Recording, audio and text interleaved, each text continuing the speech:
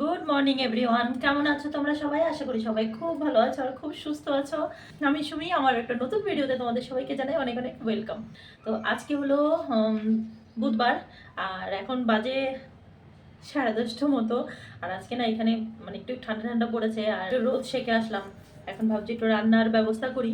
তো অনেকদিনই বিরিয়ানি খাওয়া হয় না, সেই বাড়িতে যাওয়ার আগে দুর্গাপুজোর আগে তখন করেছিলাম, প্রায় মানে 2 মাস মতো হয়ে গেছে। তো একটু বিরিয়ানি করবো, এই জন্য ভাবলাম মাংসটা মেখে টেখে রেখে যাই, চালটাও ধুয়ে রেখে যাই।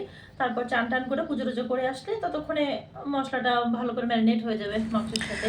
2 চামচ রসুন বাটা আর 2 চামচ আদা বাটা দিলাম। শীতের সকালে একদম কিন্তু ইচ্ছা করে না যে কাজ করি, আমার তো ভীষণই বিরক্ত লাগে। তারপরেও মানে বেশি বিরক্ত লাগে সকালবেলায় ঘুম থেকে যখন উঠি না, তখন আরও বেশি বিরক্ত লাগে। একদম উঠতে ইচ্ছা করে না। সকালে যখন বাচ্চাদের স্কুলের জন্য উঠতে হয় না, তখন মনে হয় কি আর 5 মিনিট, আর 5 মিনিট, অ্যালার্ম বাজতেই থাকে বাজতেই থাকে। একদম ইচ্ছাই করে না যে সকাল সকাল উঠে ওদের টিফিন রেডি করে মানে স্কুলে পাঠাই। জল টল ধরতে তো একদমই মন চায় না। তারপরেও ঘরের ভেতর থাকি তো অতটা ঠান্ডা বোঝা যায় না, বাইরে বেরোলে বোঝা যেত আরও কতটা ঠান্ডা।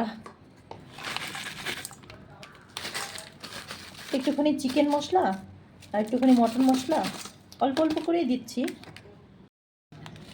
আর অল্প একটু বিরিয়ানি মশলা এখন দিলাম, আর বাকি অল্প একটু পরে অ্যাড করব। অল্প একটু ধনে হালকা করে একটুখানি এরকম না ক্র্যাশ করে দেবো ভেঙে। ধনের গন্ধটা যে কি ভালো লাগে বলার মতো না। এখানে অল্প একটু দিলাম, আর চালটা যে ভিজিয়ে রেখেছিলাম ওখানে অল্প একটু দিয়ে দিলাম। একটু আস্ত গরম মশলা, গোটা গরম মশলা, আর অল্প একটু চালও দিয়ে ভিজিয়ে রাখলাম চালটা। গোটা এলাচটাকে না একটুখানি থেতো করে দিলাম।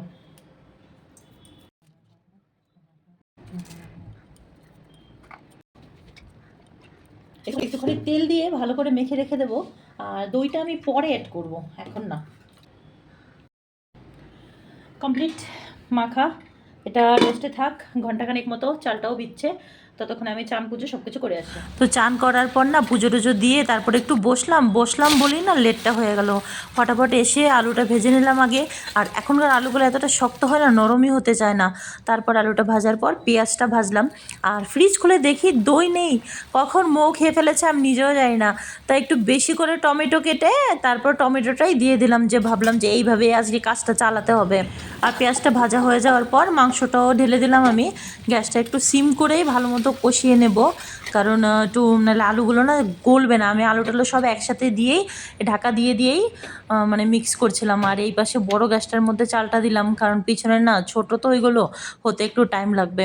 আর আমার না ভাত হতে হতে মানে চালটা ফুটতে ফুটতে মাংস কষাতে কষাতে শুভমের বাবাও চলে এসছে।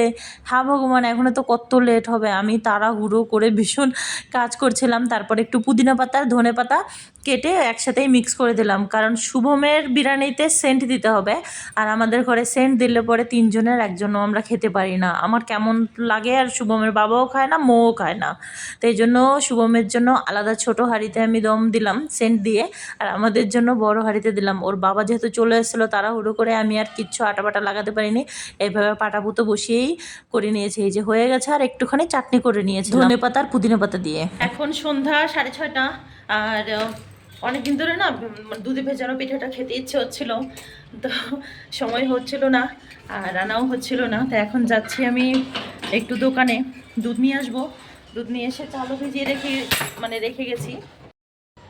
তো চাল ভিজিয়ে রেখে গেছি আমি, অনেকক্ষণ আগে ভিজিয়েছিলাম, দুপুরের পর রান্না করার পরেই ভিজিয়ে রেখেছিলাম। মনে আসলো হট করে যে অনেকদিন ধরে ভিজানো পিঠা খাই না, আর গুড় দিয়ে ভিজানো পিঠা খেতে কিন্তু ভীষণ ভালো লাগে। তো এই জন্য দুধ একটু মানে বাড়ন্ত আছে, অল্প আছে, তো দুধ আনতেই যাচ্ছি দোকানে। তো এসে তারপর পিঠেটা মানে চালগুলো মিক্স করে তারপর পিঠেটা বানাবো। চলে আসলাম ঘরে, আর নিচে সব অনেকদিন ধরে নিচে বেরোই না, তো সব পুরনো সোসাইটির বন্ধুরা নিচে মিলে গেল, গল্প করতে শুরু করে দিয়েছি। কিভাবে যে 1-1.5 ঘন্টা চলে গেছে পাতাই চলেনি।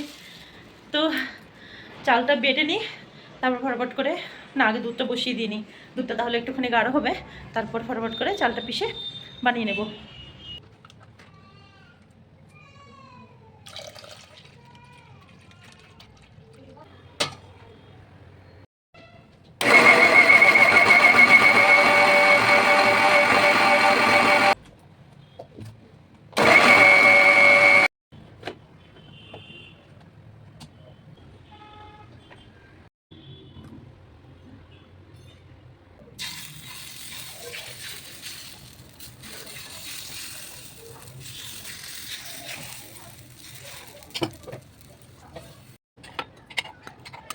সব কটা পিঠে কিন্তু খুব সুন্দর হয়েছে, খালি মাঝখানে 3টা জানি না কিসের জন্য ওরকম ফুললো না। আর বাকি পিঠেগুলো ভীষণ সুন্দর হয়েছে, একদম নরম।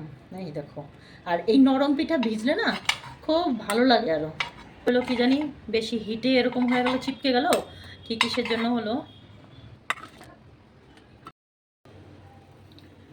একটু গুড় কমই দিয়েছি, একটু কম মিষ্টি ভালো লাগে, মানে ক্যামেরায় যতটা সাদা দেখা যাচ্ছে অতটাও সাদা না, কিন্তু ক্যামেরায় একটু বেশি সাদা দেখা যাচ্ছে।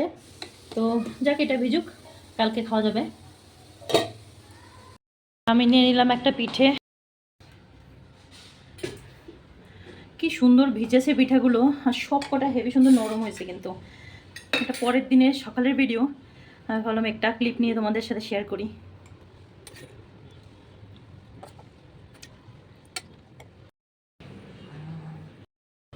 আর আমি নিয়ে নিয়েছি একটা পিঠে, পিঠেগুলো কিন্তু একদম মুচমুচে হয়েছে, সেই মাটির উনানে যেরকম বানানো হয় সেরকম টাইপের।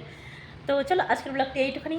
যদি ব্লগটি ভালো লেগে থাকে তাহলে একটা লাইক করে দিও, শেয়ার করে দিও, কমেন্ট করে দিও, কমেন্টে জানিও কেমন লাগলো। আর যদি আমার পেজটিকে ফলো না করে থাকো তাহলে আমার পেজটিকে ফলো করে দিও, আর যদি ইউটিউব থেকে দেখে থাকো তাহলে একটা মানে চ্যানেলটিকে একটা সাবস্ক্রাইব করে দিও। সবাই ভালো থেকো, সুস্থ থেকো, আবার দেখাবে কালকে। সবাইকে টাটা।